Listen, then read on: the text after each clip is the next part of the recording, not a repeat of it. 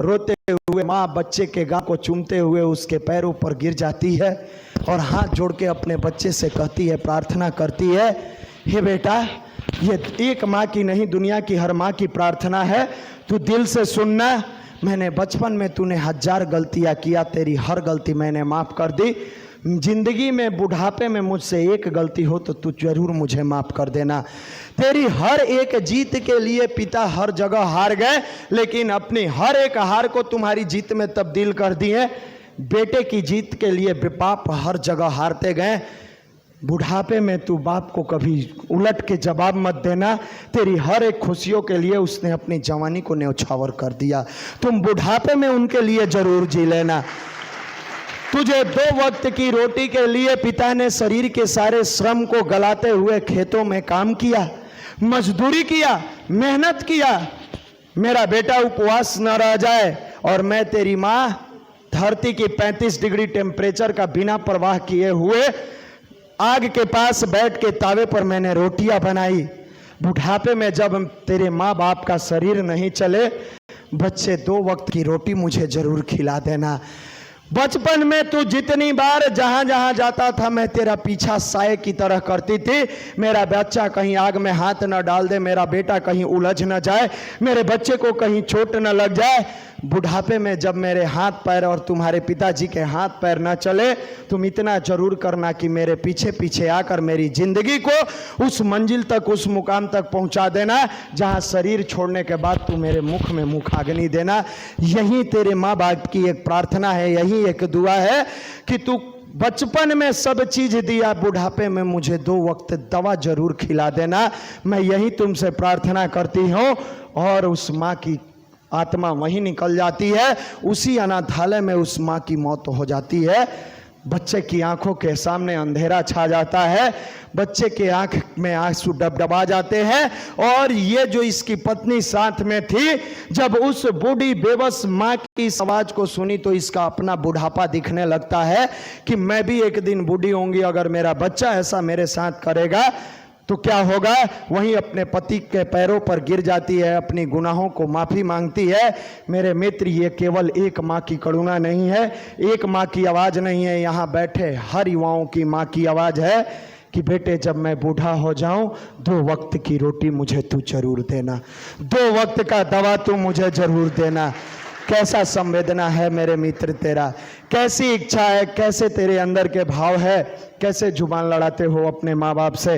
इस धरती पर जन्म लेने वाले मर्यादा पुरुषोत्तम राम कहे जाने वाले व्यक्ति, जिनके बारे में लिखा गया है, प्रातःकाल उठ के रघुनाथा मात पिता गुरु ना वही माता। जिस धरती के भगवान अपने माँ बाप के चरणों में शीश झुकाते थे, उस युवा की जवानी में क्या हो गया है। तेरी गर्लफ्रेंड ने तुझे ऐसा क्या घुट्टी पिला दी जो आज घंटों अपनी गर्लफ्रेंड से बात करते हो और 10 मिनट माँ को नहीं देते हो। तेरी प्रेमिका ने तेरे ऊपर ऐसा क्या जादू कर दिया कि प्रेमिका के दीवाने बन गए हो और माँ के लिए बेगाने बन गए हो। तेरे अंदर ये नशा कौन सा गुण डाल दिया है जो नशा के दीवाने बन के बाप के पैसे को बर्बाद कर रहे हो। मेरे मित्र, तुमसे भाव भरा इस मंदिर में, इस गुरुवर के समय आपसे एक ही आग्रह है कि तू जिंदगी में सब कुछ करना, कभी माँ बाप का अपमान मत करना। दुनिया में माँ बाप के चरणों का अगर जिसने सम्मान किया, वो दुनिया का सबसे ताकतवर नेक इंसान है। उस माँ के बारे में लिखा गया है, ये चाहे भारत माँ हो, चाहे तुम्हारी अपनी माँ हो, उसके बारे में लिखा गया है, तेरे दामन में लाखों सितारे होंगे तो होंगे है फलक, मुझे मेरी माँ की मैली ओढ़नी अच्छी लगती है। तू कहता है कि दुनिया में सूर्य है, चंद्रमा है, नदी है, झरना है, पत्थर है, पहाड़ है, पर्वत है, लेकिन अगर मैं एक ईमानदार बेटा हूं, एक कर्तव्यनिष्ठ जिम्मेवार बेटा हूं और मेरी माँ मेरे सिर पे रख के एक बार आंचल कहती है, बेटा विजयी भव, तो इस धरती पर कोई माई का लाल पैदा नहीं हुआ है जो मुझे पराजित कर दे। मैं धरती और आसमान को लड़ा दूंगा, इतनी ताकत मेरे अंदर है। कहाँ भटक गए हो, कहाँ चले गए हो? तुम्हारे अंदर की जवानी को क्या हो गया है? तुम्हारे अंदर की ये व्यवस्था क्या है? जिस माँ ने तुम पटना में पढ़ने आया और समय से पिताजी के पास पैसा नहीं हो पाया तो तेरे लिए भिखारन बन गई, जाके अपने पड़ोसन के घर में आंचल पसार कर पैसा मांगती थी। 4,000 रुपया दे दीजिए, मेरे बच्चे के लिए भेजना है पटना। तेरी माँ के लिए क्या नहीं कि ये सोचो, छोड़ बैठा है सारा जहां, मुझे बस नाथ है आप ही का ठिकाना। मुझे तब दुनिया छोड़ दी थी तो यही माँ बाप थे जो सीने से लगा ली, जिन्होंने अपने आंखों में तो आंसू आया, लेकिन तेरा आंसू जब धरती पर टपकता उससे पहले माँ ने से उसे पहुंचकर और सीने से लगा दी। मेरे बेटा रो मत, वह प्रकाश जो दिख रहा झिलमिल दूर नहीं है, अकर बैठ गए क्यों भाई मंजिल दूर नहीं है। वो मंजिल तुमसे दूर नहीं था। आपसे एक ही विनम्र निवेदन है, बहुत सारे लोग मेरे बारे में कहते हैं, गायत्री मंदिर में कह रहा हूँ गायत्री के समक्ष, कि ये अपने माँ बाप के नहीं हो सकते। हमारे बारे में बहुत सारे लोग ने कहा है, बहुत जगहों पर कहा है। क्या निशांत भैया दुनिया में किसी के नहीं, अपने माँ बाप के तो हो ही नहीं सकते हैं। बहुत सारे लोगों ने कहा है, मैं ये सुनता हूँ और इसी गुरु के समक्ष कर रहा हूँ, मैं जिस लेवल से अपने माँ बाप को मानता हूँ, मेरे अंश का एक जिस दिन मान लोगे तेरे माँ बाप हो जाएंगे। मैं दावे के साथ कहता हूँ, इस गायत्री के समक्ष कह रहा हूँ, जलते हुए दीपक के समक्ष। मेरी अर्पण गाय है तो एक मेरी माँ है, दूसरी मेरे पिताजी है, और मेरे अंदर दो हार्ट है, दोनों तरफ आ जाता है ना कि दोनों में चौड़ा सीना है, तो एक मेरे माँ की बदौलत है और एक मेरे पिता की बदौलत है। अगर मेरे ये दो बाजू है, एक मेरे पिताजी का आशीर्वाद है तो मेरी माँ का आशीर्वाद है। अगर मेरे अंदर दो पैर है तो एक मेरे माँ के आशीर्वादों से चलता है तो दूसरा मेरे पिता के आशीर्वादों से चलता है। मैं अपने माँ बाप का संतान हूँ और इतने वर्षों तक प्यार की लड़ाई अपने बाप से किया है, कभी कभार बड़ी लड़ाई पिताजी को उलटकर जवाब नहीं दिया है। गुरु के समक्ष कहते हैं कि मेरे चलते में आप कभी नहीं रोए हैं। आज भी सुबह की पहली कॉल मेरे माँ बाप से होती है, लास्ट अंतिम कॉल मेरे माँ बाप से होती है। मैं जिंदगी में शादी के बाद मेरी पत्नी किसी भी पर माँ का नाम लेती है तो कहते हैं देखो भगवान का अपमान मत कभी करना, भगवान का सम्मान करना, वरना भक्त अपने भगवान की लाज बचाने के लिए दुनिया की किसी भी मर्यादाओं को लांघ सकता है। आप कभी निभा देना, बाकी उंगली उठाना। आदरणीय मनीष भैया, हम तो देखे हैं एग्जाम्पल युवा मंडल के, आज भी माँ आई है आपके सामने, इस बात का इसलिए खुलासा कर रहा है कि शायद आपके अंदर ये आगे चले। माँ को अपने हाथों से चाय पिलाना, जबकि सब कुछ करती है दीदी, सब कुछ करती है, अपने हाथों से चाय पिलाना, अपने हाथों से पैर दबाना माँ के लिए, हर एक के समय माँ का हाल चाल लेना। और आज उनकी भी पहली कॉल अपनी माँ से ही बात होती है। सुबह उठ के साथ अगर बेड पर बैठते हैं तो उठा के सीधे माँ से बात करते हैं, पिताजी से बात करते हैं, शाम में सोते समय माँ से बात करते हैं, दोपहर में आके बीच रहने वाले पी रंजन जी, प्रिंस जी, जो हमेशा माँ के लिए समर्पित होकर माँ की हर एक मर्यादाओं का पालन करते हैं। हम आपके बीच आने वाले का क्लास लेने वाले आदरणीय उज्जवल भैया और उनके भाई कुंदन जी, जो अभी दैनिक जागरण में संपादक है, दोनों भाई संपादक है। अपनी माँ के लिए उज्जवल भैया खड़ा हो गए। आज माँ छोड़ के चली गई, देहांत हो गया, लेकिन दोनों भाई मिलकर अस्पताल में, उसमें दोनों में से किसी की शादी नहीं हुई थी।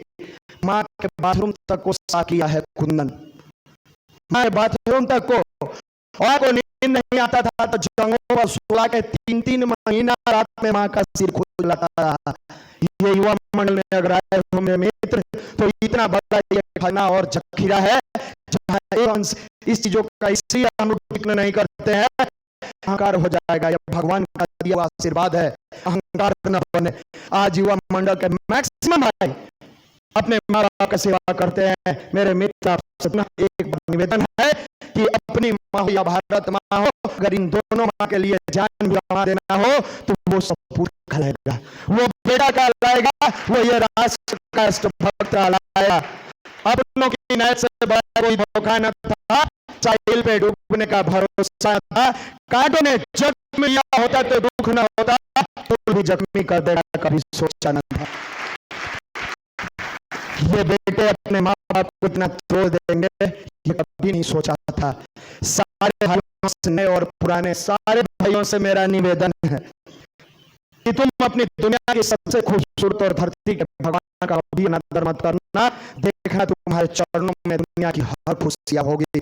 थोड़ा कष्ट होगा, जैसे संतान को जन्म देते समय माँ को कष्ट होता है, जन्म के बाद माँ के मातृत्व का सुख मिलता है। जिंदगी में कष्ट मुझे भी होता है, तकलीफ में हम भी रहते हैं, तकलीफ मनीष भैया को भी होता है, तकलीफ इस राष्ट्र में काम करने वाले हर युवा को होता है जो राह पर चलते हैं। लेकिन तकलीफ में कभी बुरे रास्ते चलना, कभी बुराइयों को मत अपनाना।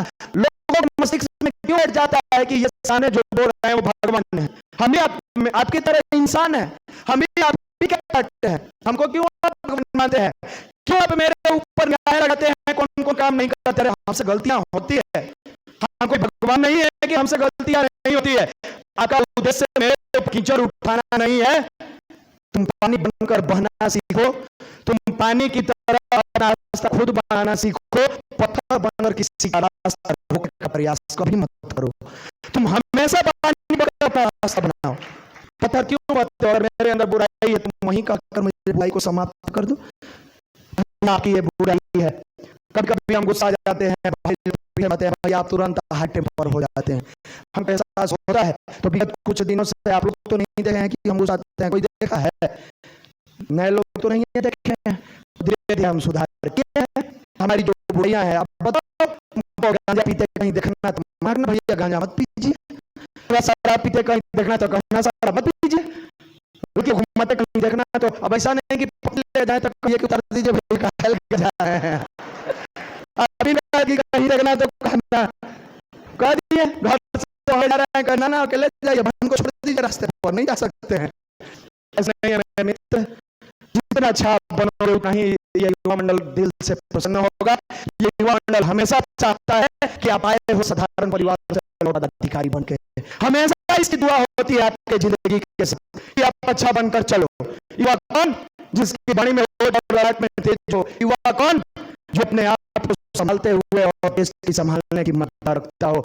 युवा कौन? जो मर मिटने के लिए तैयार रहता हो। युवा कौन? जो दुश्मनों के सामने ईमानदारी पूर्वक, बेईमानी से नहीं, सीने लगा के और जूझने की क्षमता रखता हो।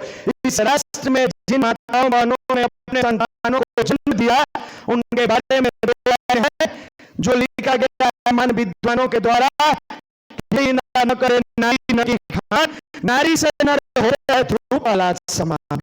नारी के गर्भ से ध्रुव और प्रहलाद तेजस्वी संतान पैदा हुए। नारी के गर्भ से मनु का जन्म हुआ।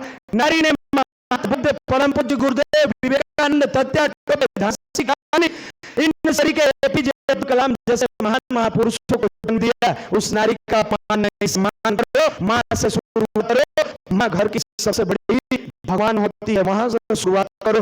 धीरे धीरे जब आगे बढ़ोगे, जब माँ का सम्मान करोगे तो बहन का सम्मान करने का गुण यहाँ पैदा होगा। और जब आप अपने घर के नारी का सम्मान करोगे तो तुम समाज के नारी का भी सम्मान करना सीख जाओगे। कल के डेट में तुम्हारे अंदर के ये भाव उमड़ेंगे, तो ये देख जो सपने थे हम बदलेंगे, युग बदलेगा, हम सुधरेंगे, युग सुधरेगा, ये सपना